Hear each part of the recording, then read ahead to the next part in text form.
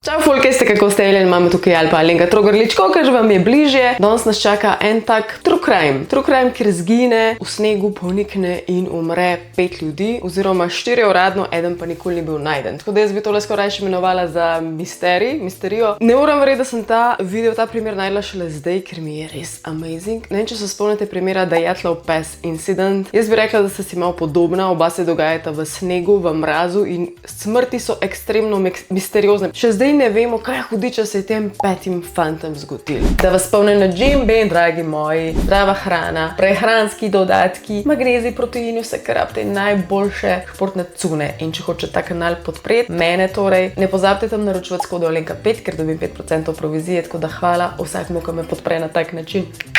Top step. Zdaj pa gremo kar ta video. Se pa naša zgodba odplete bistveno 24. februarja 1978 v Kaliforniji. Ta primer se imenuje The Yuba 5 Incident, zaradi tega, ker teh 5 moških prihaja iz Yube, iz takega mesta, ki sem ga pogledala, zgleda ful simpatičen, tak lep, ni prevelik, palme so posod, zgleda res cute. In te moški tam v tem majhnem mestu so bili znani, ker so bili vsi mečkrat posebni, dobesedno so imeli neke svoje posebne potrebe. Ne, da niso bili inteligentni, ampak vsak je imel neke svoje specifike, zaradi česar so tudi bili povezani med sabo, bili so kolegi, eden recimo je imel shizofrenijo, drugi so imeli kakšne druge okoliščine. To jih je tudi pripeljalo skupaj do situacij, ker so recimo skup tekmovali na Special Olympics, to bo kasneje pomemben za to zgodbo, ker so bili pa najrajši na svetu, je bila pa košarka. Vseh 5 je oboževali košarko, to jih je povezovali, skupaj so trenirali, hodili na tekme in tudi v tem primeru se zgodba začne, ko oni skupaj grejo na eno tekmo, kjer so bili samo kot gledalci, skupaj so se z avtom odpeljali in nikoli vrnili.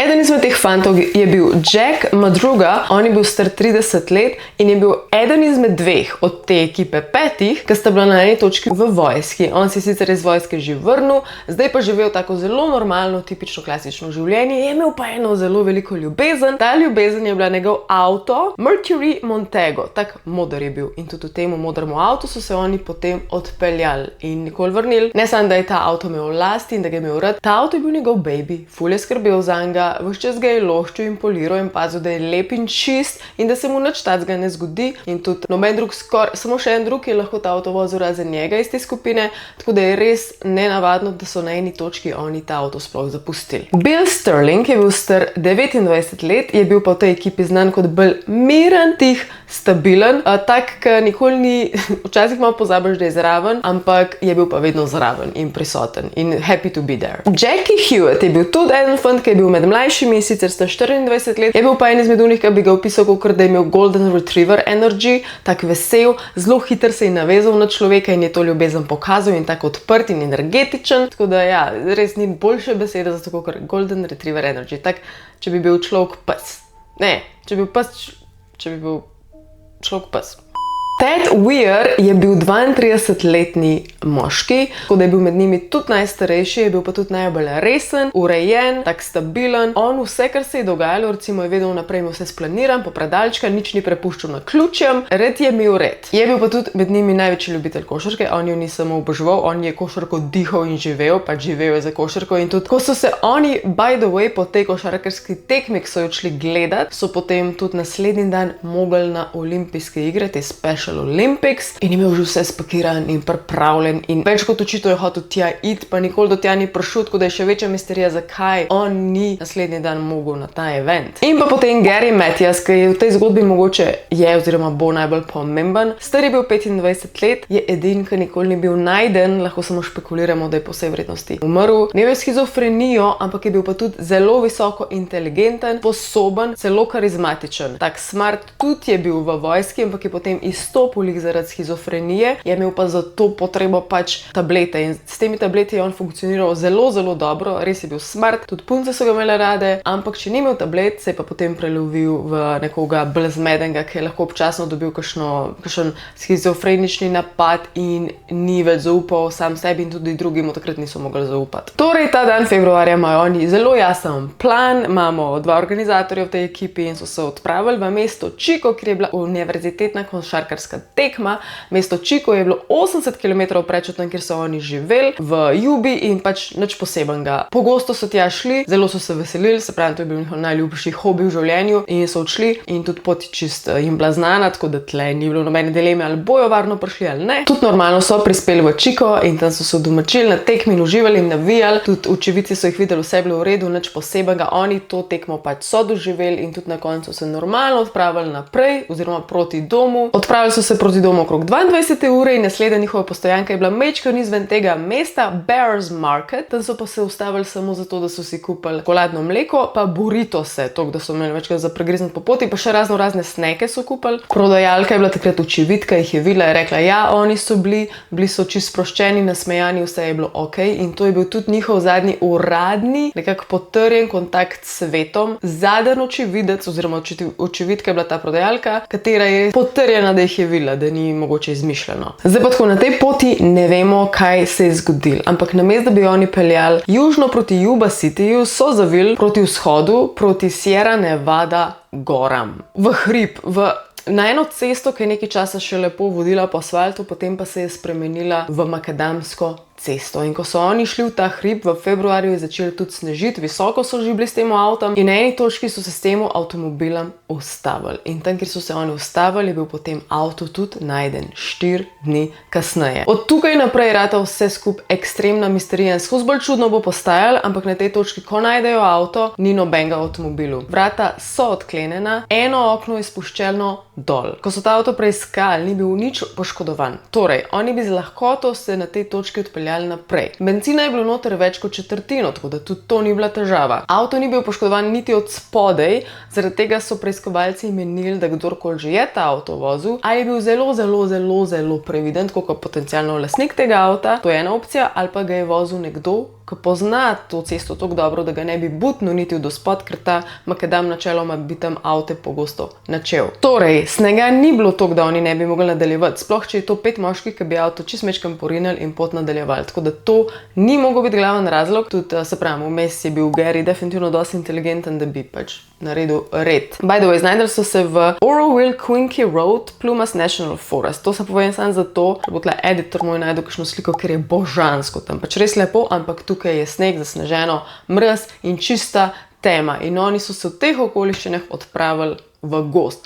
Globoko v gost. Valjda sprožena je bila iskalna akcija, ampak niso jo toliko dolg časa furali, preprosto zaradi tega, ker so bile toliko slabe okoliščine. Na eni točki ena ekipa reševalna se je zgubila v tem metežu, v gozdu, preprosto ni bilo preglednosti, dež je padel v snegu, kar imam jaz izkušnjo zadnje čase, je najtežje iskati človeka, ker res pač preprosto nič ne najdejo. In ta iskanje se je nadaljeval šele potem, ko se je sneg stopil, pa tudi takrat jih niso najdeli z iskalno akcijo, ampak slučajno skupina motoristov, ki je takrat odšla v gost, očitno po podobni poti, kot so te moški odšli, in takrat so najdeli prvo truplo. Tam sta bila 2 kontejnerja sred gozda. Ta kontejnerja sta bila namenjena gozdarjem in te gozdarji imajo noter tiste osnovne potrebščine, da preživijo, prespijo, se nahranijo itd. Ne vem, zakaj teh gozdarjev takrat tam ni bilo toliko časa, verjetno zaradi snega, ampak še vedno lih tak timing je mogel biti, da takrat toliko časa niso prišli, ker drugače so bolj pogosto hodili tja te gozdarji, in te hiške sta bile preskrbljene za vsem možnim potrebščinam. Torej,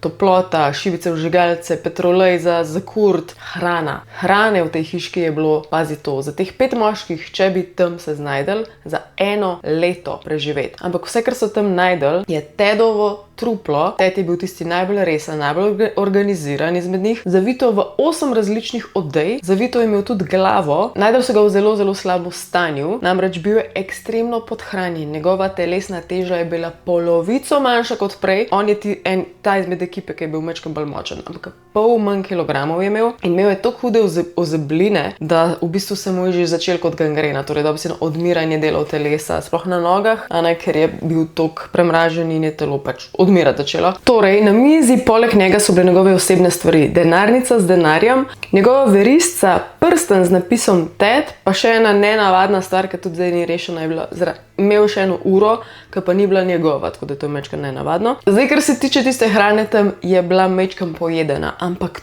tok mal, glede na to, koliko časa ne bi bil on še živ. Hrane je bilo pojedene med 30 in 40 obroki. Zdaj pa pazi to, glede na njegovo brado, koliko mu je zrasla, so določili, da je bil živ še 2 meseca vsaj, oziroma potencialno do 3 mesece je bil on tam živ. Niso ziher, od česa je živel, če skoraj nič teh konzerv tam niso pojedali, ker je bizarno samo po sebi. Je pa še ena stvar bila nenavadna, in sicer to, da jim je on obute čevlje od Garyja.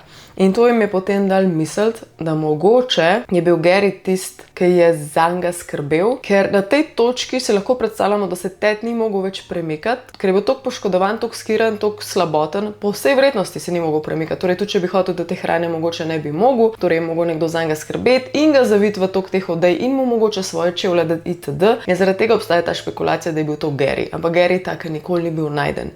Medtem ko drugi pa so bili najdeni. 11 mil približno stran od avtomobila so najdel Billa Sterlinga in pa Jacka Madruga. One dva sta ležala skoraj praktično čisto skupaj. Ugibali so, da sta nekako na eni točki najprej eno omagal in je po vsej vrednosti ga drugi še mečkan počakal, in potem, ker je mečkan počakal z njemu, je omagal tudi on, zelo blizu njega. Njuna trupla so res najdel čisto blizu skupaj. Njuna smrt je načeloma določena, rekli so, da je bila po vsej vrednosti pod hladitev. To pomeni, da sta prišla do točke, ki itak ne znaš več dobro razmišljati, ne veš, kaj se dogaja, možgani nehajo delati, pač vse te vitalne funkcije v telesu se ful upočasnijo in preprosto omagaš, zaspiš. Tako da ni hitra smrt, je pa taka, da itak verjetno nisi lih priseben, ko se to zgodi. Zdaj pa tako, grozljiva najdba je bila, ko pridemo do Jackija Hewetta, zaradi tega, ker takrat spet akcija se je sprožila in iskali so jih tudi njihove družine. In lik Jackija najdu dejansko njegov oče. S tem, da ga ni najdu v normalnem stanju. Jackija je pač načela narava, pojedla so ga po vsej vrednosti živali, in ko je potem oče najdu v njegovih oblačilih, ne vem,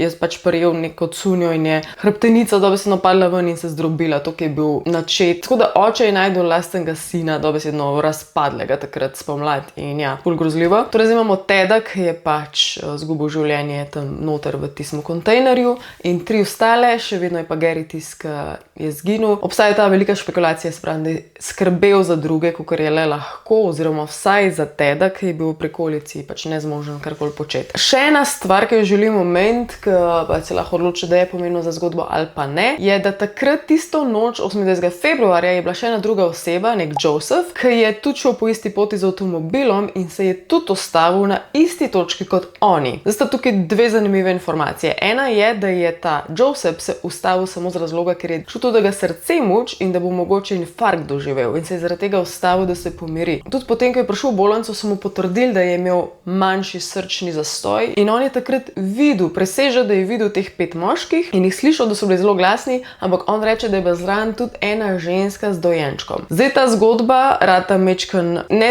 toliko smiselna, ker so doktorji rekli, da lih zaradi tega, ker je imel praktično srčni zastoj, lahko da se mu je bledel in da pač tega ni dejansko doživel, ali pa da je kaj narobe videl, ali pa da je vsaj ta mama z otrokom kaj joka, da je mogoče plod domišljije, ni bilo res, ampak ja, ne moramo se toliko zanašati na njega. Potem je bila pa še ena očividka, ki spet, če hočete, je pomembno za to zgodbo, ki jih je videla en dan potem, ko ne bi oni šli v voz, potem, ko je bil avto tam parkiran, ne bi jih videla v rdečmu pick-up trucku, torej takmu velikmu rdečmu tovornjačku / avtu, in ne bi bili vsi ok in nasmejani, in oziroma potrdila je 4 izmed njih, da jih je videla. Tej ženski pa spet veliko ljudi ne verjame, zaradi tega, ker je ven s temi informacijami prišla šele, ko je bila razpisana nagrada za informacije. Tako da spet lahko je čisto totalno izmišljeno. No, ta ženska je bila pa 50 km stran od mesta, kjer so avto najdeli, in sicer v mestu Brownsville. In tudi ona je trdila, da so kupili burrito, čokoladno mleko in pijačo. 2 ne bi bila zunaj pri telefonski govorilnici, 2 pa noter. Je pa zelo specifično to opisala. Torej, če so bili oni res mogoče še vedno živi nekaj dni potem, ko so najdeli avto, pomeni, da spet ne vemo, kaj se jim je zgodilo, zgodba rada še bolj zakomplicirana in pač spet lahko ugibamo, kaj bi to bilo. Ok, zdaj pa tako, zdaj gremo čas, da gremo samo še na teorije, in upam, da vi tudi ran mozgal, kaj bi lahko bilo, ker meni ta primer insane. Zdaj tako, ena zelo velika in pomembna teorija je, da naj bi mogoče teh 5 fantov želeli po tekmi obiskati prijatelje od Garyja, ki so bili v enem mestu dokaj blizu v Forbestownu in je možno, če gledaš zemljevid, da ne bi oni pri mestu Oroville zavili na napačno pot, namesto da so čim bolj normalno naravno zdržali, da so poj zavili gor, zdaj ne vem, so hodili po bližnjici ali so samo zgrešili, ampak poj jih je ta pot pripeljala tja gor v gore kar nekam. To pač nimamo potrjeno, ampak lahko, da so pač se na hitro odločili in so bili, daj gremo to narediti, da so bili ful dobre volje in so kar šli na road trip. Možno je, to je ena izmed teorij in da so potem pač pristali tam, ampak še vedno najbolj bizarno pri tem je, zakaj, če ti ni treba, zapustiš to po avto in greš v gozd. Pač full random in full weird. Zdaj tako, od avtomobila do tistih prikolcev oziroma kontejnerčkov, kjer so teda najdel, je 19 km.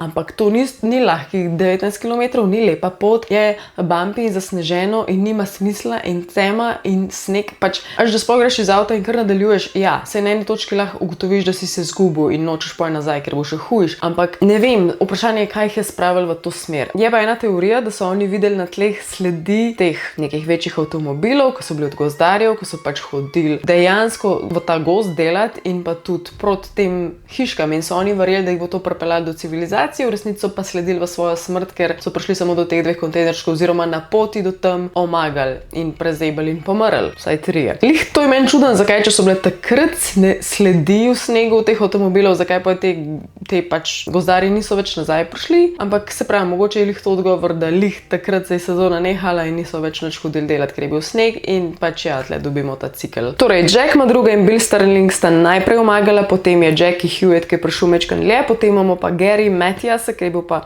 tak, imel največ vojaških izkušenj, z nove pločevinke odpirati, imel te osnove preživetja, tako da on je tudi tak, ki je po vsej verjetnosti največji merit reševal, ampak potem pa, ko pridemo do te hiške in če so jo v detajle pogledali, kako je izgledala. Hrana je bila večinoma nedotaknjena, ogrevanje se sploh ni uporabil, torej samo tiste dekce je teda zavijal, ogrevanje ni nobeno uporabil in okno je bilo razbito. Tako da spet vse to, kar gledaš, nima smisla in to nas pripelje do naslednje teorije, ker pač je zelo v moji glavi močna teorija in smiselna, da je Gary pač doživel svoje epizode shizofrenije, mogoče že od avtomobila naprej, da je že v avtomobilu pač doživel neko paniko in druge fante, ki pa mogoče niso bili tudi toliko presebni ali pa so bili že v stresu in paniki in so imeli spet neko svojo pot razmišljanja, da jim je on vcepil idejo, da jih nekaj lovi, da je nekaj zelo narobe, neko paniko in je on zbežal v gozd in vsi z njemu in potem, ko so ugotovili, da mogoče mogli nazaj, je bilo prepozno. In tudi, če pridemo do tega kontejnerja, zakaj ne bi nekdo hrane jedel, če jo imaš?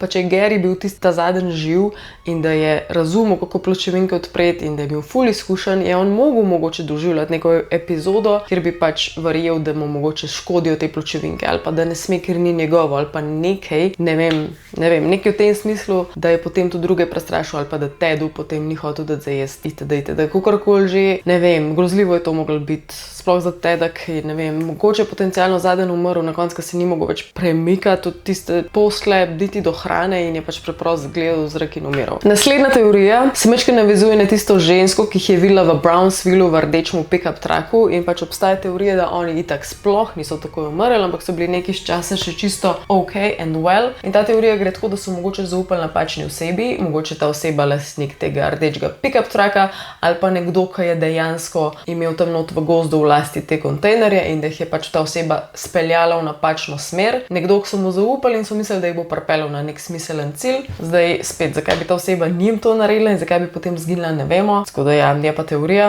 Potem še ena teorija je teorija prisile in govori o tem, da mogoče jih je pa nekdo prisilil v to, da grejo tja. Spet, meni osebno se zdi to najmanj smiselna skupina, da jo poskušaš v kaj prisiliti ali pa jih spraviti v gozd, zakaj, for what, kaj boš od njih imel, ne vem. V zadju ni nobene razlage tega, plus ni nobenih znakov, nasilja, udora v avto, ničesar, da bi nekdo rekel, da jim je kdo kaj naredil in spet zakaj, kaj je imel od njih, ne vem. Ja, prihajali so iz tekme, ja, lahko da bi se s kom skregali, ampak se mi zdi res tako nesmiselno, zakaj bi se nekdo spravil na take fante, pač ne vem. In že zadnja teorija, ki jo verjetno pričakujete na mojem Alien kanalu, je sicer to, da je bilo nekaj paranormalnega. A so to luči v gozdu, ali je nek Bigfoot, ne vem. Tudi tisto okno dol pomaknjeno, a veš, mi deluje, da mogoče je nekdo nekaj videl, pogledal ven, dal okno dol in pač probal razumeti, kaj se dogaja, ali pa se nečesa ustrašil, ali pa je nekdo prišel do avta nekaj povedati in so se pol ustrašili. Ne vem, mogoče so kakšni glasovi srhljivi, ki so od nekaj prihajali in so preprosto jih spravili v beg. Recimo, to bi bila dobra dobra teorija v smislu, če jih je nekaj zelo na hitro ustrašilo, nekaj paranormalnega, nekaj nečloveškega, nekaj nezemeljskega, a veš, je to što, da takrat ne boš poskušal avta premakniti iz snega na cesto, ker pač ni časa in boš prej zbežal v gozd. Tako da, kar se tega tiče, ta teorija ni čisto nesmiselna. Mogoče jih je nekaj samo, ne da je bilo nujno paranormalno, ampak jih je prestrašilo na način, ker niso več najdel človeške razlage. Ja. Hvala, da ste gledali ta video in ful bom excited, če mi spodaj komentirate, kaj vi mislite, da se lahko zgodilo, če se kakšna nova ideja utrne, kaj bi še lahko bilo, ker je mi res crazy primerno, se pravi, na Dejatlov pes me spominja in je res tako wow. To je pa to, se gledamo naslednji petek, da se spet red video mečken zrihta, ker zdaj vmes je bilo mečken zmede. Pred ne boste radi, se majte, Alien Mama out. Bye!